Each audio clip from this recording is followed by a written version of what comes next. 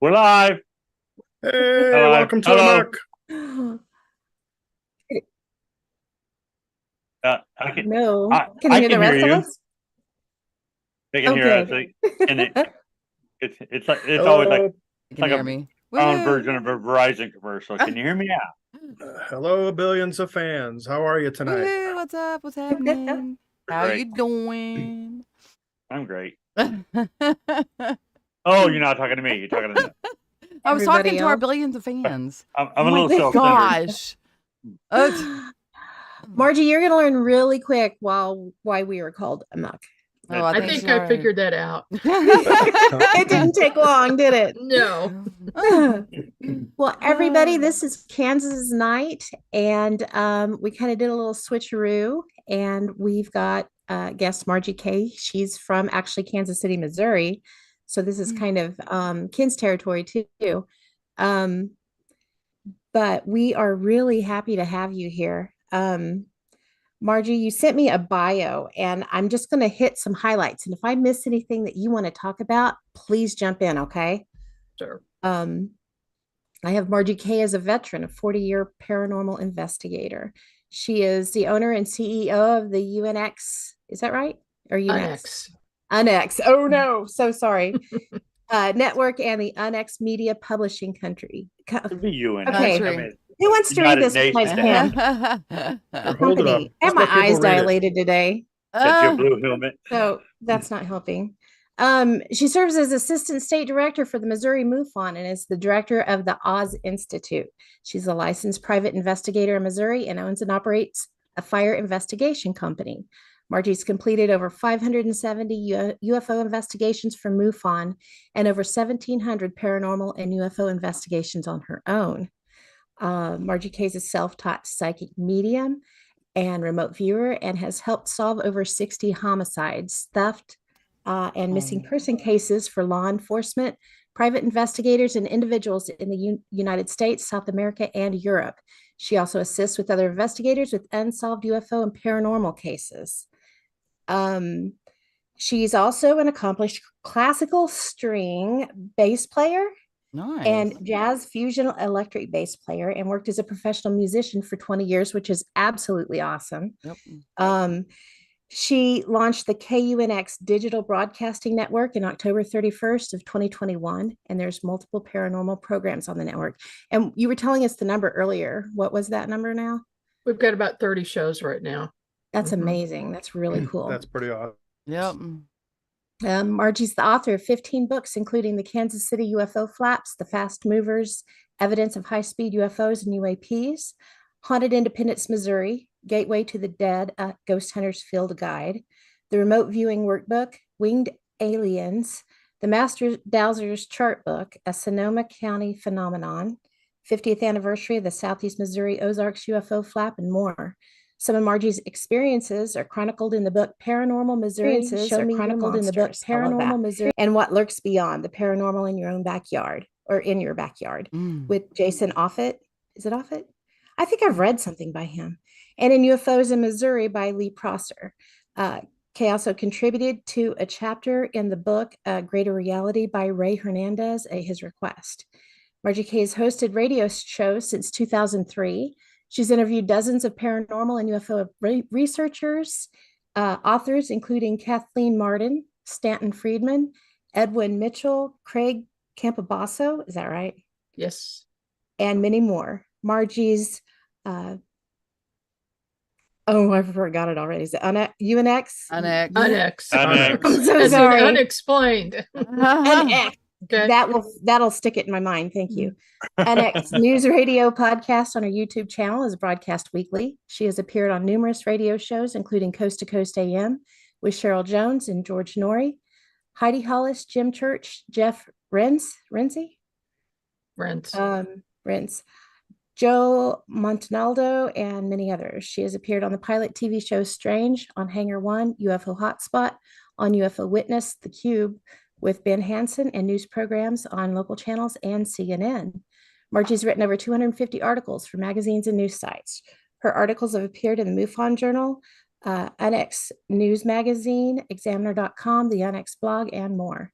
Margie's spoken at over 200 conferences and meetings nationwide, including the Physical Research Society, the Psychic Studies Institute, Missouri MUFON, Arkansas MUFON, Paracon, Mysteries of the Universe, Phenomicon, the Nebraska Bigfoot Conference, the Arkansas UFO and Paranormal Conference, the Midwest Conference on the Unknown, and is slated to speak at the MegaCon in Las Vegas.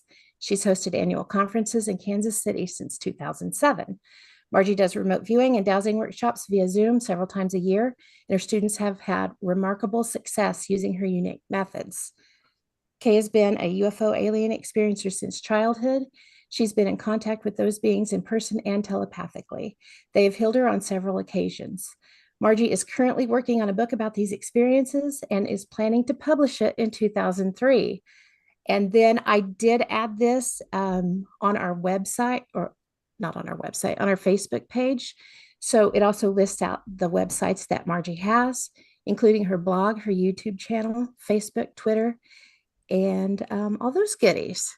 So Margie Kay, oh my goodness, that is impressive. That's the Very first much chapter so. of your book is your bio. I really need to shorten that for radio. For people with dilated eyeballs. I'm like, wow. Yeah. I was saying my bio is I was like, barely a okay, we're paragraph. done. Well, I was like, I want to get it all in of our post, and I'm like, there's no way I can cut any of that out. It's all great. All right. We get to Uh. talk. We get to talk to you next week. All right. Okay, bye guys. See ya. With all that, I think we're going to be interviewed tonight. You said, Oh, you right. said, you That's said amazing. Did I hear that right? 1,700 paranormal investigations. Yeah, that's right. Wow. How in the heck? Amazing. How in the heck do you do 1,700 paranormal investigations? We've got like 300, little over 300, and I'm exhausted. Oh, I'm exhausted. It's just showing my age. Adrian. You're 28, right? You're 28, 29. 29. Okay, Yeah. I knew it was in the ballpark. I started investigating when I was 3. No, really, when apparently- I was about 11. I was gonna That's when say, I got apparently- interested. Crazy. Minus 11? 11. There you go. Oh, that's young. Mhm. That's young. What happened to you for it to start your? Oh, well, I had a paranormal impressive. experience when the ghostly head of my grandfather, who I've never met, was floating at the foot of my bed. And that was my awakening. So, Yeah, that would wake I me up wanted to too. know. Yeah. Yeah, Now, did it- just wanted to know why I was seeing that. And so I started investigating and studying and going to the library every month and getting a pile of books, reading them. Wow. So, Wow. yeah, that's when I started really. But So was- seriously, when I was probably before I was 20. Yeah, Yeah. that's That's awesome. crazy. See, I didn't believe any of it back when I was at 11. Star Wars came out, and I tried to utilize the Force. And I could not get anything. I couldn't force choke anybody, so therefore that didn't work. So it couldn't be real because I definitely had the anger then to do it, but nobody. The library. So he beat them with a green us, stick. Mhm. For so many of us, the library was such an important start. I know it was for me too.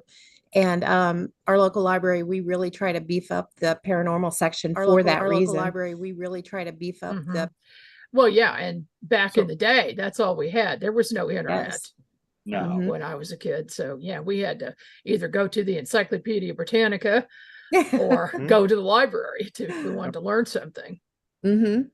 Yep. Oh. That was me too. So on your first experience, did it startle you, scare you, Oh. or totally intrigue you? Like, what the heck? This is awesome.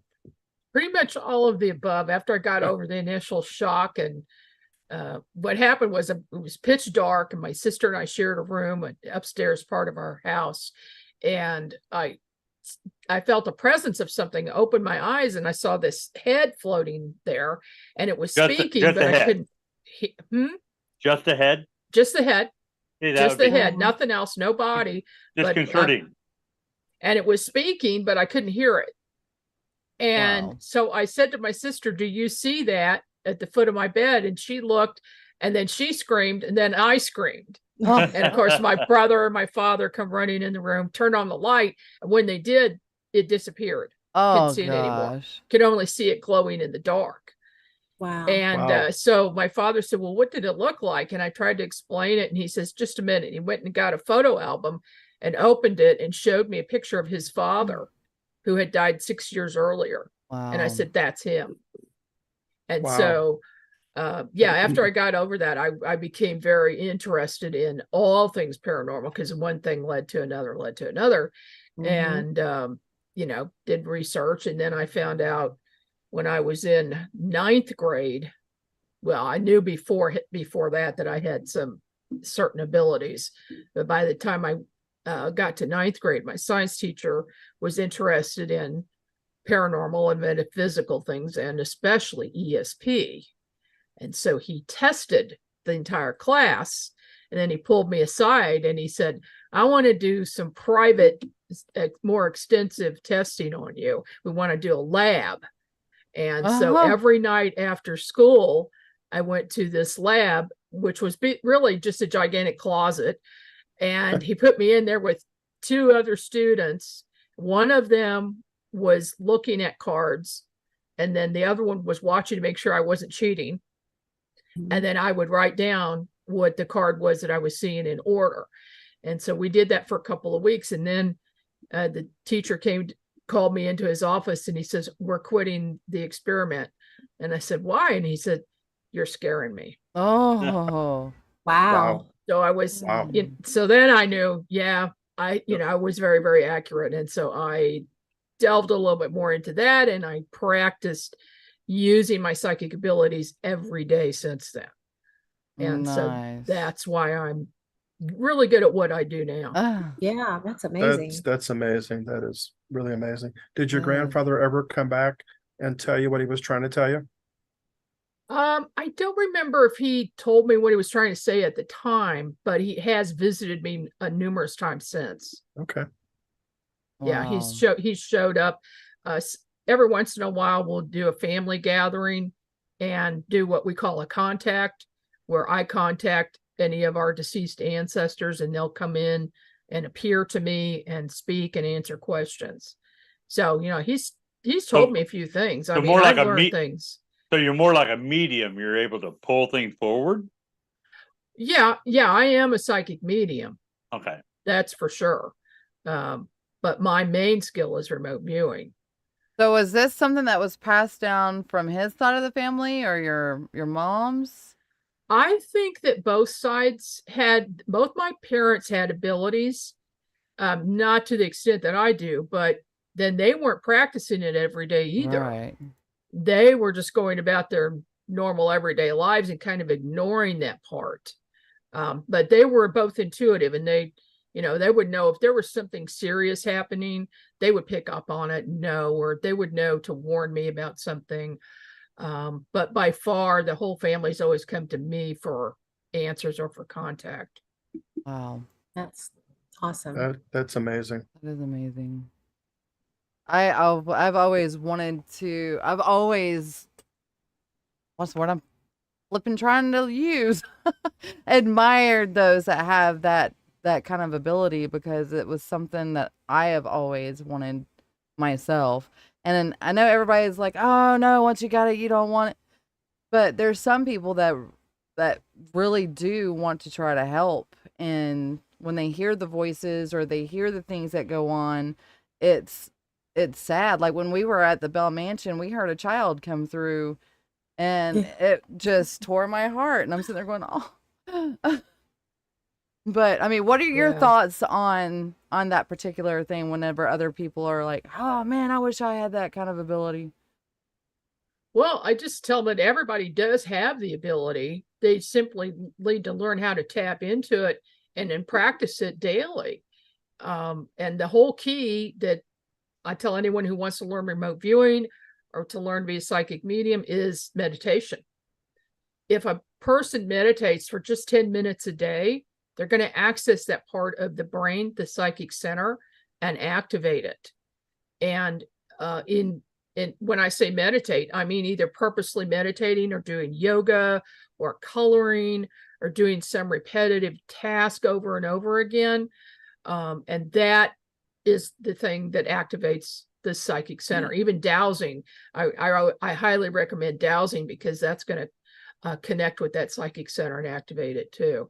And I was told to concentrate, and the whole thing, you're sitting in a theater, you're by yourself, in front of you is a screen, it's a white screen, and then stare at the screen in your mind, and then what comes across the screen. And that's what I tried to do, all that stuff for a little while. I never got anything, and just got white noise. well, if that's the case, then you have to do other things that would lead up to it. Yeah. Like doing repetitive tasks, coloring, work on your patience, Patience. Don't drink caffeine before you want to sit down and meditate, things like that. You just got to be aware of the things that you need to do to prepare for that. And hypnosis is also a way, but not everybody can be hypnotized because they're not ready for that either. Yeah. Mm. Yeah. Margie, I was told I was just resistant. You're resistant to a lot of things. Adrian. I'm highly skeptical. I can't help it. I try, but I never. It's just like the kid on the Matrix, and just said there is no spoon. There's a spoon. I see it, so I can't get beyond that. what about gifts that kind of, I mean, for me, I know I've met you. I've gone to a couple of your classes, especially over here in Webster. Some of the things, I mean, I'm focused on you, listening to you, those couple of classes, and it's like the world's working, or the unworld is working. It's like, this is awesome. I mean, I was seeing auras, and you were confirming what I was seeing, and then you hid, what was it, a penny or something, and we were playing with the pendulums, and mine kept going off the paper. I'm like, it's not supposed to be going off the paper. Where is this penny at? Under what paper? Well, we finally figured it out that it was actually on the floor. It had fallen on the floor by my right foot, and the thing was pointing right to it. So, I guess if I'm in the right environment, I guess things will happen for me. But is it just, as you say, just keep practicing to get it more practicing, and then also purposely putting you in the right environment, putting yourself in the right environment, with everything quiet, with no noise, no animals running around, no traffic noise, things I'll never like be that. able to meditate. Some people can't. They just, if a person lives in New York City, that forget about it. Right. Yeah, no, you have to be in a quiet space. And generally speaking, I always suggest that people find the best energy center in their house, because there's always a super, super good high energy spot that's just not like the rest of the house. And that's where you want to be to do your meditation practice. Okay. Yeah, I got tinnitus, so there's no quiet spot anywhere.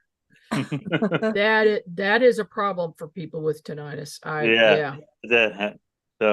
On one hand, it blocks out other noises, but on the other hand, you focus on it. So yeah, that would be a bummer. Yeah, I think that would be very distracting. Yeah, you'll just have to hire a psychic. There you go. Yeah. So you've done a lot of assisting law enforcement and different things with cases. Could you tell us a little bit about any of that? Well, it started off with a case with a group of people that I had been doing readings for some time.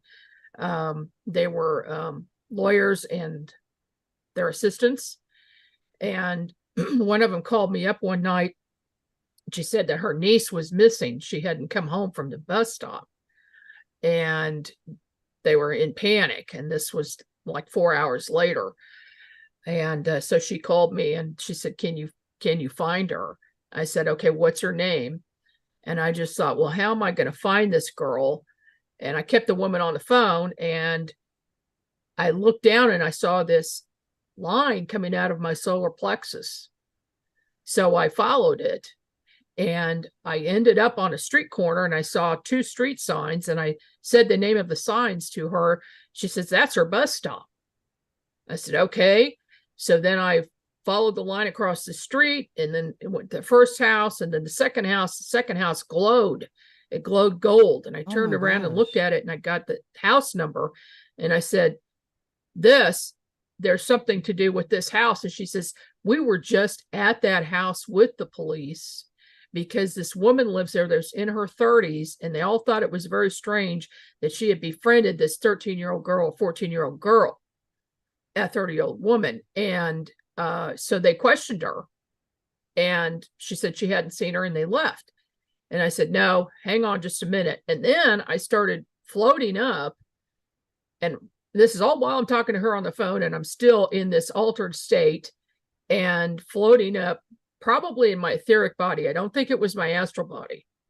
I think it was my etheric body, and floated over the house, and I saw a shed in the backyard.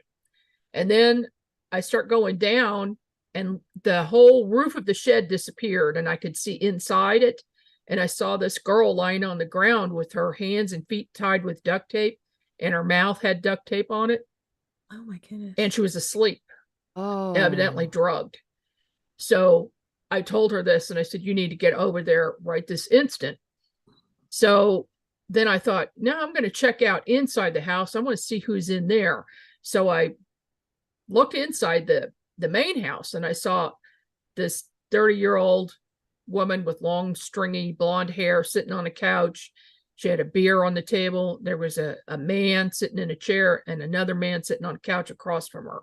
And they were all talking about how they were going to get $10,000 in the morning for selling the girl to somebody. Oh my God. Wow. And so I Wow. told her that. She said, "I'll call you back." She gets a hold of the detective. She tells him she's going back over there right then. And he says, "No, I wish you wouldn't do that." And she said, "Well, I'm going with you or without you." And he says, "Well, okay, if you're going, I'm going with you." So this time he asked if he could see in the shed in the backyard, which he did not do the first time. He didn't even go in the house the first time.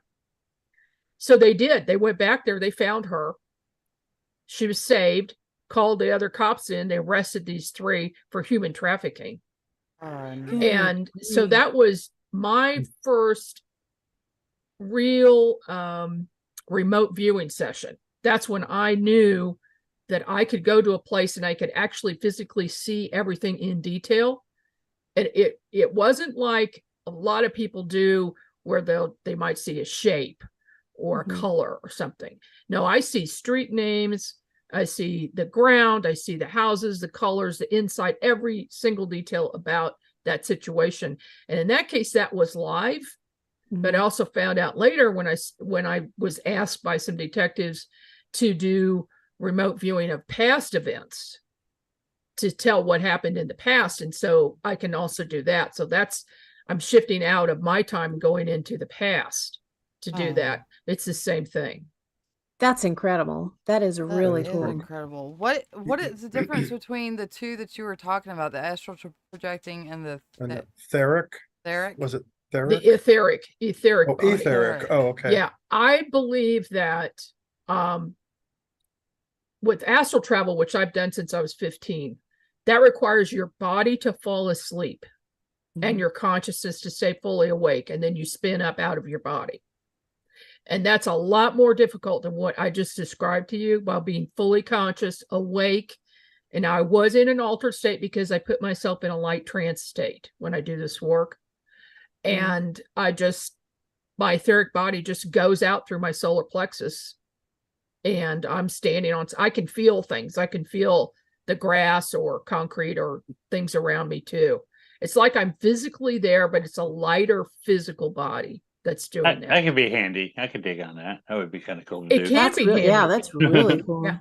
I got a So- question. It's going to go back to a show that we had a while back. I had a mom and daughter connected to us, Robin and mom Nancy. And Nancy is got abilities. kind of frightened her, but Robin's in the chat room right now, and that's what just brought it to mind of why I'm kind of jumped that's in there. When Nancy sees things, like we see shadow people, we see dark masses and stuff like that, she don't see them as dark. She sees them as light. Oh, How do you? really? Yeah. And I don't know, because I've not heard anybody else say anything like that, just her. So, and we've been on investigation together, and we'll see at this hospital that we go to, we'll see shadow people, and she will see them as white. And so have you ever encountered anything like that, or somebody like that?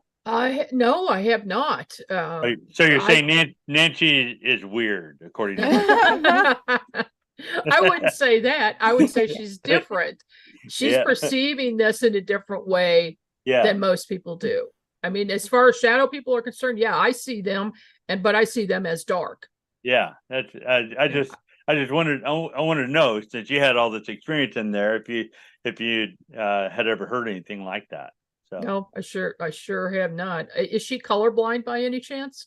no, I am. I don't know if I'm seeing them as black. No, I think she's just have a different way of perceiving it, Uh-huh. but she still perceives it, so that's good. Yeah. Yeah, maybe we can talk her into coming and one of the events that we're all together. That'd be really cool. So in the in the etheric mode, excuse me, can you still communicate with those around you? Are you totally yes. out of it, or are you kind of like, No, it's like dual consciousness. okay, That's what I call it, even though I don't know, that may not be it, but I can still have a fully functioning conversation with someone while I'm doing this. okay, And I don't need for it to be totally quiet. I can do it in a crowd of people, and that's Mhm. just because I've been doing this so long. It just takes me a minute to tune in to the person's vibration and then seek out whatever it is that they're looking for. okay. Yeah, I've had a couple of situations where, like you say, crowded room, whatever, and thinking about something, and all of a sudden vision pops up in front of my eyeballs here, and just like a little screen. I can see it, but I can see everything around it. I can still talk. I can describe what I'm seeing. But it's not like I was out looking for it. It would just come to me. And a little different, because you're searching for it. Sometimes Most of things the just time. come to me. Yeah, sometimes things just come to me too. They'll just pop Okay. in. Or if I'm talking to somebody, something will pop up if it's important. Okay. And I'll say, "Oh, did you know this?" And they'll check on Gotcha. it, and yeah, that's true. But usually I don't go into that mode unless I'm purposely doing it and somebody asks me to. Okay. Like I don't just read anybody I'm talking to on a regular basis. Hey, I can don't do you that. see things in the future? I am not able to. I have tried so many times. I cannot do that. Past, oh yeah, I can go into the past. That is not an issue. Yeah. But future, no. It's difficult because we are taught about linear time, and there really is no such thing. And it's hard. It's difficult to get your mind around that. It's kind of like a block. I have been able to go into the future in several times, not a lot, but I have been able to do it. And I've also been shown the future by my deceased grandfather and also some ETs who have taken me aboard craft and showed me a screen with pictures of future events, and then they came true. Oh, But as far as me tapping in to see anything far in the future, no, I have not been able to do that yet. Okay. That was going to be one of my questions was if you have had contact with ETs and learned anything from them. Constant contact since I was very young. Yeah. That's simple. Was that? I'm in contact with Valiant Thor. He's my main one. Okay. He appeared to me in 1985 as a head on the wall, not like the ghostly They head, got a thing with the heads there. but it was just a head. And it was a very, very strange situation. I had just seen my massage therapist, so I was in an altered state of mind and just getting ready to leave, putting my coat on, and the massage therapist says, not in his voice, "Would you like to try a light experiment?" And I knew instantly, my spidey sense was up. There is something up here, because that's not his voice. I said, sure, I would. And so he had me look at a green light and then a red light and back and forth for a couple of minutes. And he says, now what do you see? I looked up and I saw a skeleton standing there in his place. Lovely. Just his skeleton standing there. Just a skeleton. And I'm trying to figure out what the heck is going on.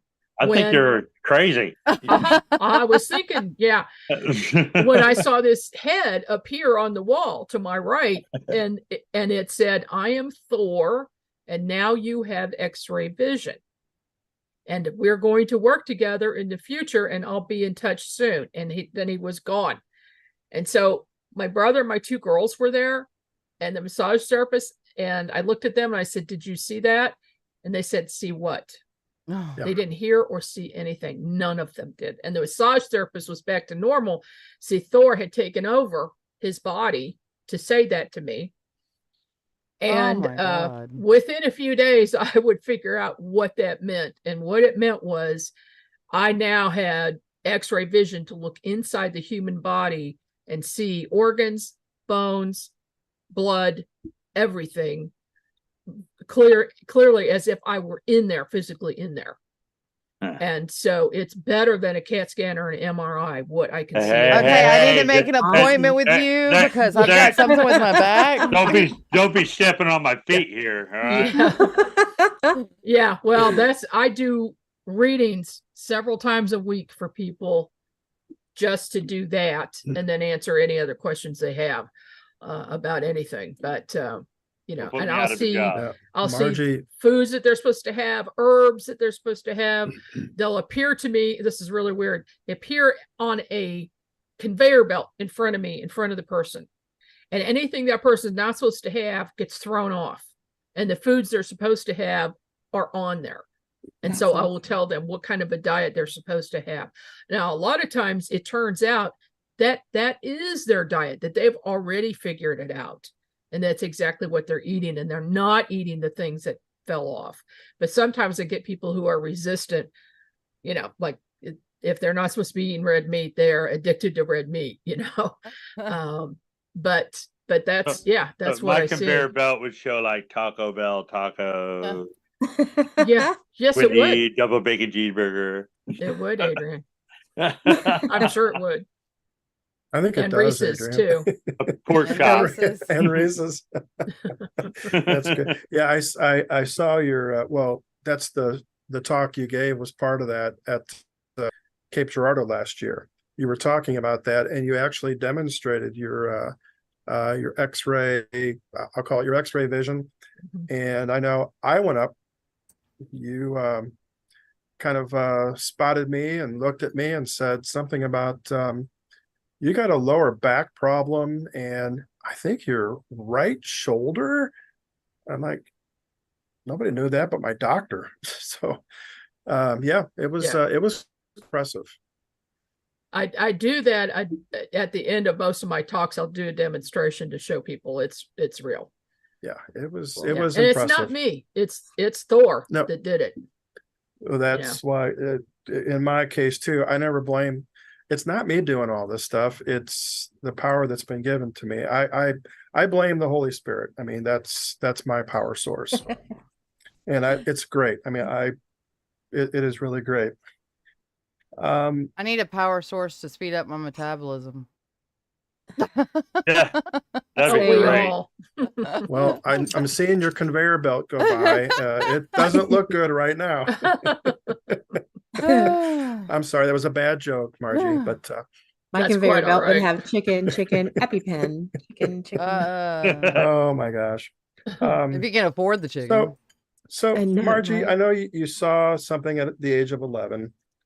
I believe you said something. You've seen things even before that, but how did you actually begin your journey?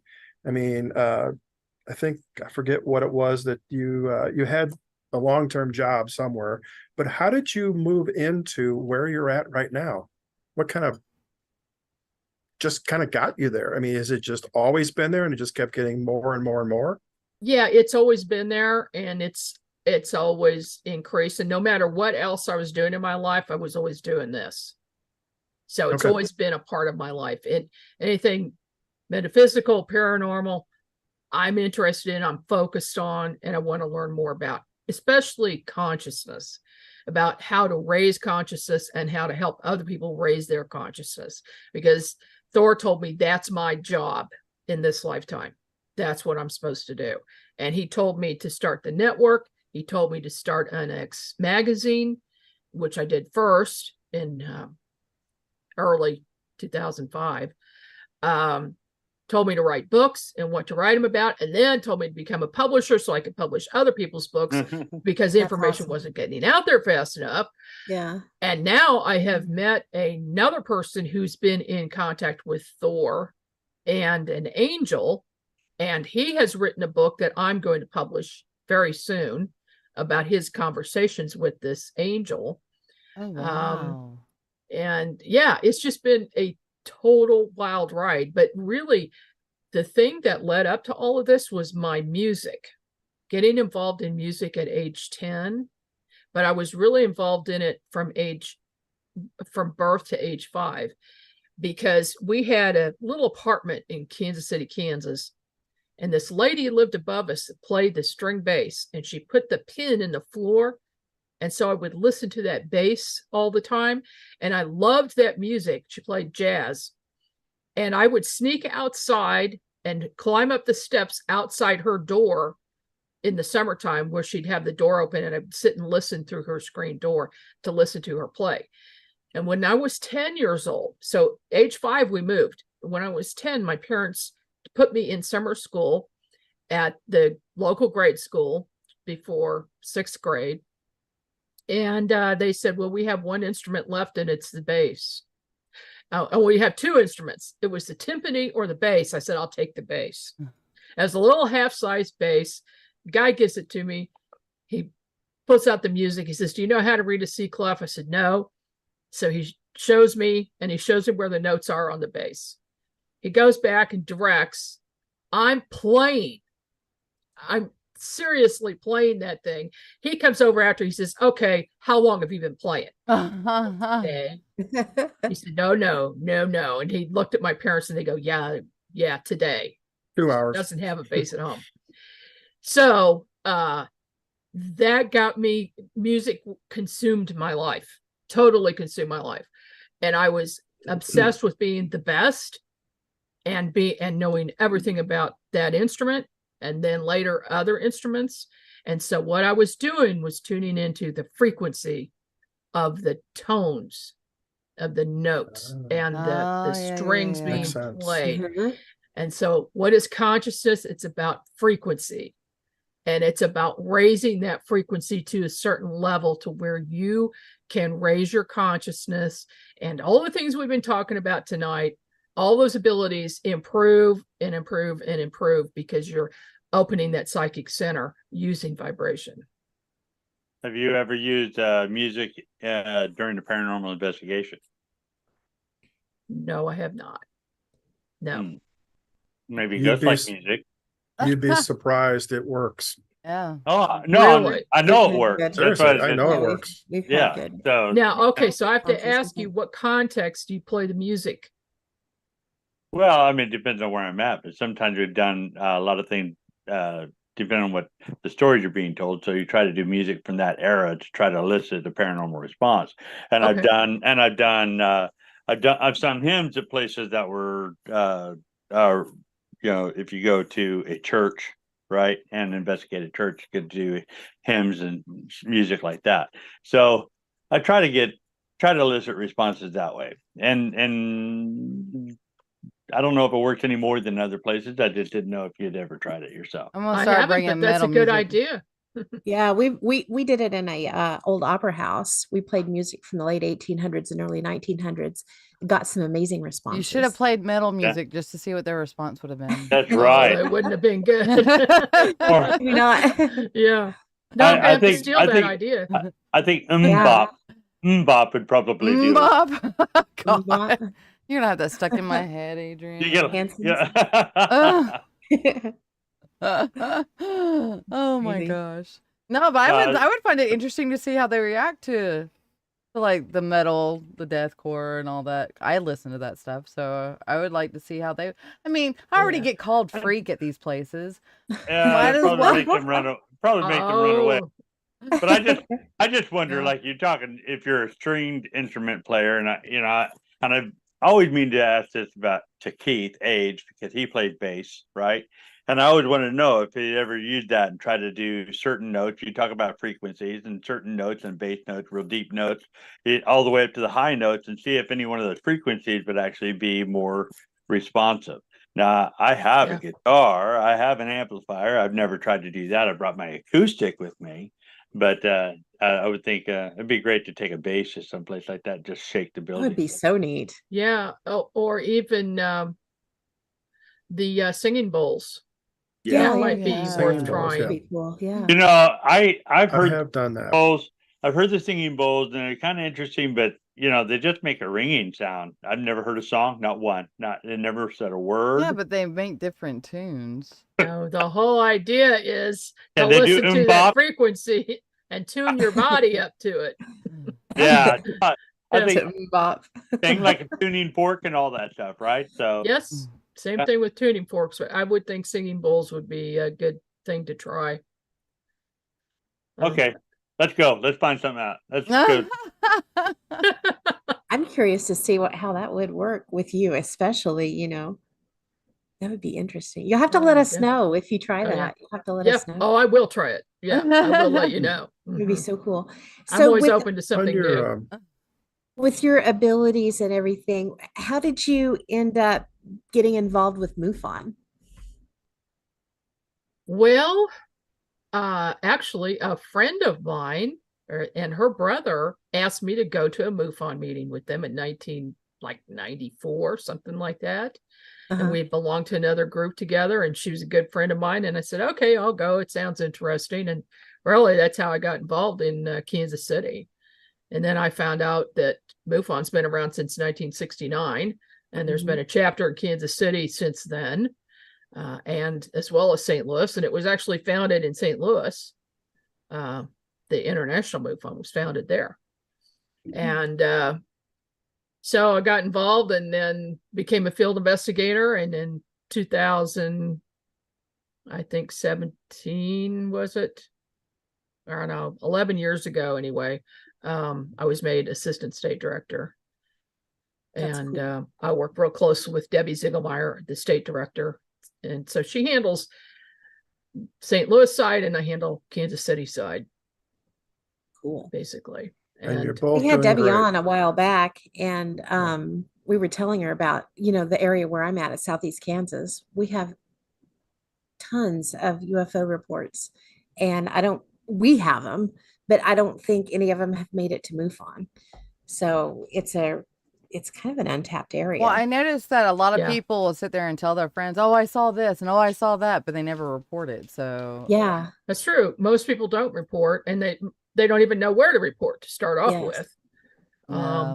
But in our state, we are very active. We've got 20 investigators in our state. We've got the MUFON lab for all of MUFON is in the St. Louis area. Mhm. And that's thanks to Debbie, really. And Lynn Mann is the chief laboratory scientist, analyst. And we've just got a great team. We've got an expert video analysis team with 4 men, 2 from Missouri, 2 from Illinois, who work together on video cases. And even if it's from out of state, they'll still examine them for us. And sometimes they don't always agree. In fact, I've got one case right now that none of us agree on. So it makes it interesting. That's But cool. there's, there's just so much happening. There are certain hot spots in the world, and Missouri in general is a big major hotspot. So there's always something happening. It's just constant. I don't think there's been a month where we didn't have a sighting. And usually there's between 10 and 20 a month. Per month. Mhm. That's Why do you amazing. That's why do you Christmas, think sir. why do you think it's such a hot spot there? Oh, you know, that's the eternal question. We've looked at Whiteman Air Force Base being right in the middle of the state, not 50 miles from me. We've looked at the fact that Missouri is a cave state with over 250 caves. Some of them go deep, deep, deep underground. A lot of water in this state. We've got the Missouri River and Mississippi, the Lake of the Ozarks, Truman Lake, and all of this. We've had a ton of water UFO sightings with UFOs going in and out of the water. What Debbie was talking about, she kept talking about UFOs. She specializes in that field, and there have been a number of sightings. I mean, I had a case I worked on near here where a man saw a UFO sucking water up out of a stream with a tube. Wow. Yeah, it was hovering right over the sea. He was going to go fishing. He comes around the corner and here is this thing, sucking water up. And that's not the only time. That has happened on a number of occasions. So, whatever their reason, there is a reason for being here. It could be minerals, crystals, things like that. Yeah. We had a report of that same thing of a UFO. It was done by Skyatook, which is, just a little bit north of Tulsa, that they came around and it was pulling water out of a creek bed. Yeah. Yeah. And, we could speculate what they're using it for. Maybe they need it to drink. Maybe they need it to power their craft, taking the hydrogen. I got a kind of off the wall question. What about cryptids? What about like Bigfoot? Can you tune into Bigfoot? Oh boy, do I have a story for you on that. How much time do we have? Plenty of time. Okay. Yes. Hours. Long story short, I had never considered contacting Sasquatch by any means other than walking in the woods and seeing one. Okay. And that never happened to me. But I was working on a case in Rich Hill, Missouri, where this paranormal team called me and said, we need your help. You've got to look at this video because we're a team of paranormal investigators, and two of them are still deputy sheriffs. Okay, on this team. So they were deadly serious about this. So I kind of remote viewed the situation and I called up Debbie and I said, get over here now. We're going together on this one. And so they showed us a 45-minute film. What had happened is their son was out hunting and he saw a Bigfoot come out of the woods and go along the side of this field, picking berries and eating them, and then go back into the woods. And he was able to measure the height because he looked at some tree marking where the head of this thing was, and he went over and it was exactly 8 feet. So he told his parents about it, and they said, okay, we're going to go out and do an investigation and try to find this thing. So they went out, still daytime, walked into this conservation area, stopped at the field where the Bigfoot had been sighted, and they set everything up, and they're there at dusk. So it's not quite pitch dark yet when they start seeing these balls of light in the trees. They're little tiny balls of light, and they're getting more and more and more of them. And some of them come up to the camera lens and look at it like as if they're looking at it and then fly off. And then after about 15, 20 minutes of that, you see the camera looking up in the sky and you hear the two men talking. And one of them says, what is that thing? That looks like a helicopter. No, it's not. It's a plane. No, it's not. It's standing still. What the heck is that? It's too big. You hear this conversation. And as it's gotten dark. It's not dusk anymore. It's dark. And you see all these other lights that are popping on. And you see one go off and one come on. And they said, look at this. There's a whole bunch of UFOs there.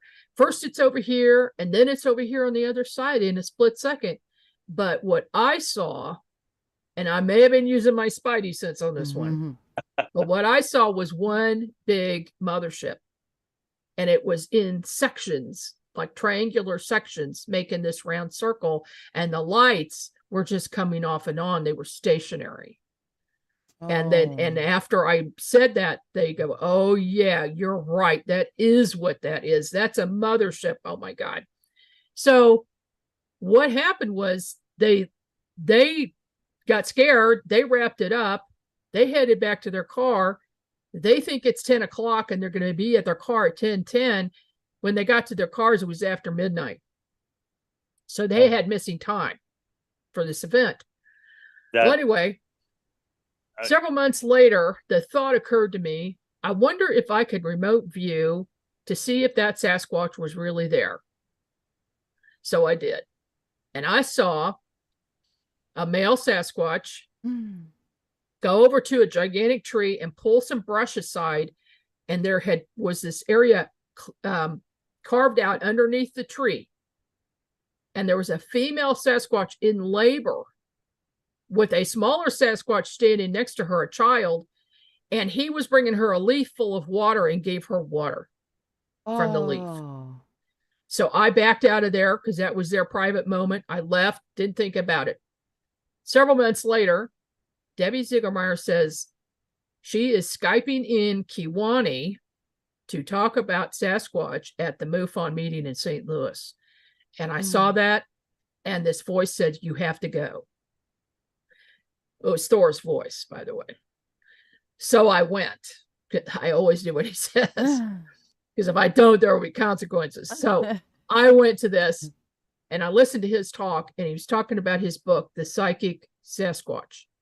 So I come home, I get the book, read it, and he says, you can telepathically communicate with Sasquatch because they're very intelligent beings. Wow. So I thought, I wonder if I can communicate with that particular Sasquatch in Rich Hill. So I meditated, and I just wanted to make a connection, and boom, he's standing right in front of me. Oh. And I said, hello. I said, what's your name? He says, call me Dave. And I just laughed because the only thing I could think of was the Cheech and Chong movie. That's the first thing I just thought of. Dave's Dave's not not here. here, man. You just thought of it, kid. Yeah. Yeah, you know what I mean? Oh, yeah. So I don't know, his real name is not Dave's not Dave, here, but he man. just said, call me Dave. I said, okay. So anyway, Wow. we developed a relationship and telepathic communication.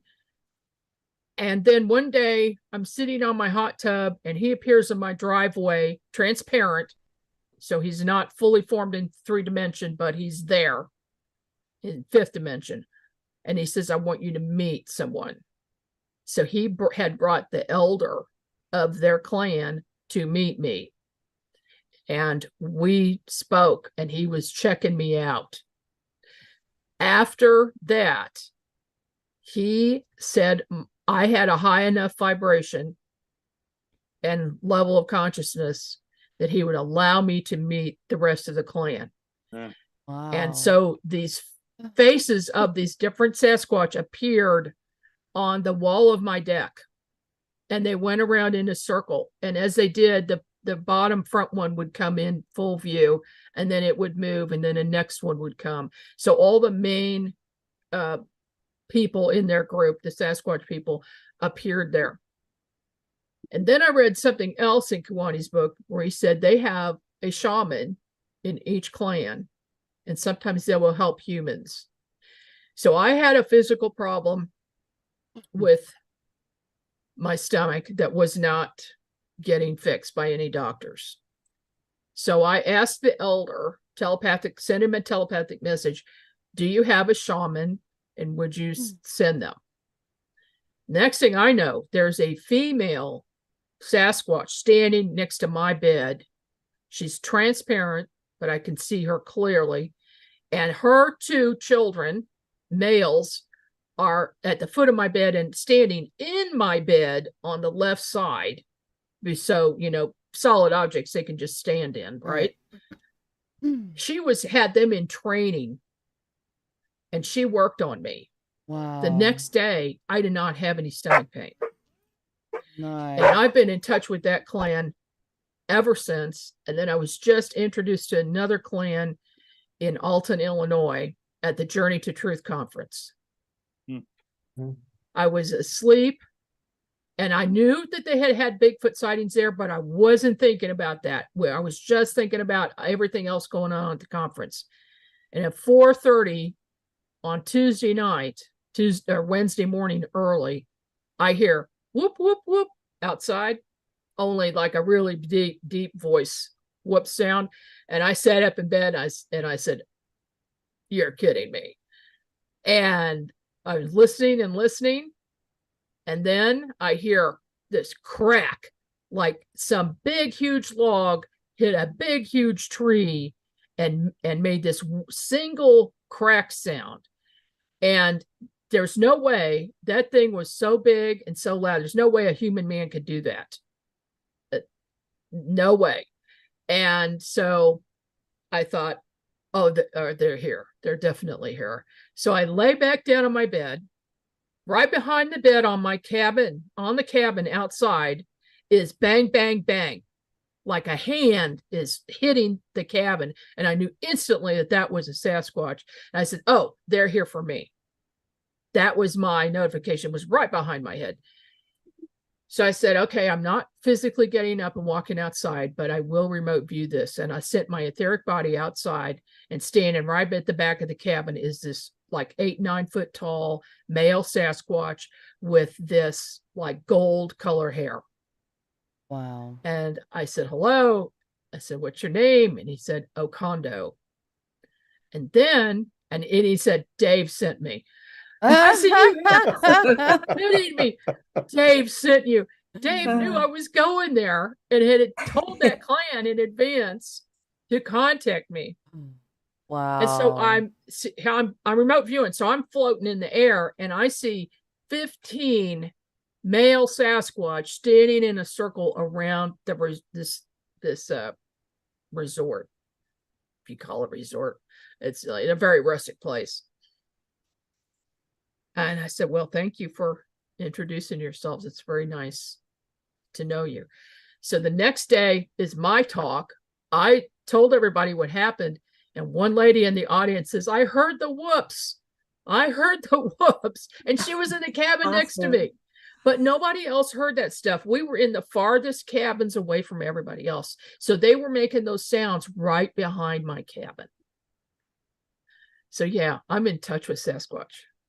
That's great. That is amazing. So why did they want to eat me so much? They don't want to eat you. They don't. They all want They to don't eat. do that. They want to eat me. Too gamey. While you were telling that story, I was seeing what you were saying, and I think I even know where you were talking about. It's just north of Alton. Yes. Yeah, I think I know what you're talking about. The That area. Paramarquette Lodge. Yep, Paramarquette Lodge. Right north of right where the PSA Thunderbird. correct. is. Yep. Yeah. Yeah, I know that area very well. So that's the first place I thought of, and you're talking about the woods behind there. So yeah. Yeah, it's a very special place. It really is. I mean, not just for, that, but also for Native Americans. A lot of them hang out up there. So I've had The energy there is so high. It's right there just north of the confluence of the Illinois and the Missouri and the Mississippi. Yeah, a lot of history there. There a lot is. of history there. Yeah. And we'll have to talk about that later on because I actually tried. I was down in Mena, Arkansas about a year or so ago. And I was trying to contact the Bigfoot down there. I thought, okay, here's my experiment. The night I'm there one day, one night. And my experiment was, can I contact them through Spirit Box? And I tried. I'm not going to say I saw Bigfoot, but I'm going to say I wasn't disappointed because I saw something about 6 feet away from me and at the edge of one of the trees and then moved back behind the tree as I was staring at it. So But Spirit Box, all they did was they I don't know, they made the frequency go extremely high and immediately killed the battery. Not once, but twice. So I didn't get any comments from them or anything, but I intend to go back and try. So, because I really do think that we can communicate with them. And I do have a story, but I'm not going to tell it tonight. But I have seen, as you just gave me a validation that I actually did see I'm going to call it the spirit of a Bigfoot. Matter of fact, over near Springfield, Illinois. Probably about 2 years, maybe 3 years ago. It was amazing because we were talking about it, and all of a sudden, it just appeared and was there for about maybe a minute and then just disappeared. Friends up there, they have actually said they've seen it. The name of that particular one, if anybody's watching out there from Springfield, the name of that particular one was Gunther. Gunther. Yep. So, but very intriguing. And did he appear transparent to you? Transparent, yes, but solid enough that it actually, there was a fan sitting on the shelf right behind where he was at, and that image actually blocked the air from coming through. So it was a little bit beyond transparent. You could see through it, but it was amazing. Absolutely amazing. Yeah. That's really cool. They have extraordinary abilities. Yeah. Truly They believe tell that. me that they're smarter than humans too. I wouldn't doubt it. So yeah, I don't either. They can stay hidden. Yeah, no kidding. Yeah. So I Do you do blame believe them? that they're interdimensional. No. Yeah. Yeah. Well, I hate to do this, but our hour is up, and I can't. You're actually really interesting to talk to. I want this to go on and on. So we say this all the time. We're gonna have to have you back on sometime, but we barely even scratch the surface of you because we haven't we've got a lot. How you go about your investigations, or how you do this, or how that. But there's so much. It's so it just. I don't know. I don't even know how to say it. But our show is only an hour, and we could talk to you for probably 8. Easily. Or more. Well, I appreciate that. I would be glad to come on anytime you want. Great. Like to put a plug in for XCon if you don't mind. Oh, That's yeah. our next thing was tell us where we can find you and what's going That's what I on. wanted to That get was next. real quick. Yeah. You can find me at margiekay.com. So, that's the link to everything. And then my network page is unxnetwork.com, unxnetwork.com. We've got XCon coming up October 30th to November 1st in Springfield, Missouri. And there are some BOGO half price tickets available until September 10th right now. So, and if anybody's interested in that, please check it out. Sounds Awesome. great. Are you going to be back in St. Louis anytime the rest of the year? Not the rest of this year. No, I usually, I'm too busy till the end of the year. Okay. Yeah, I really wanted to go to you were here not too long ago, and you had a class in the afternoon. I'm like, I gotta work, doggone it. I don't get off work until 5, and I think it was at 3. I'm like, bummer. Well, Maybe it's next just the time. timing of where that place is. Oh, And right. when I'm there doing a MUFON meeting, that's usually when I do that. Correct. And I know But we'll now try to do it on a weekend some other time. that sounds great. And I know they're moving the MUFON for a while. And I do online classes too, on Cool. dowsing, remote viewing, chakras, energy balancing, all that. Okay. And I love we dowsing. find that out through margiekay.com. Yep. Okay. Excellent. Awesome. Thank you so much for coming All right. on, Margie. Yeah, we are thank you definitely very going to have to have you again. Stick around for a couple minutes. Okay. Yeah. All right, sure. everybody. Thank you. Thank you guys for being here. Next week, we got Adrian. We're talking with Robert Swain, and we'll be talking about Bigfoot here Again. Awesome. Actually, Robert is why I don't camp, because his presentation. Anyhow, but yeah, we'll be talking with him next week. He's a great guy. He's got a great story, and he got a great presentation. So looking forward to talking to him. Awesome. Y'all have a Same. wonderful rest of your week. Bye, Same back. y'all. Okay, Bye. stay amok.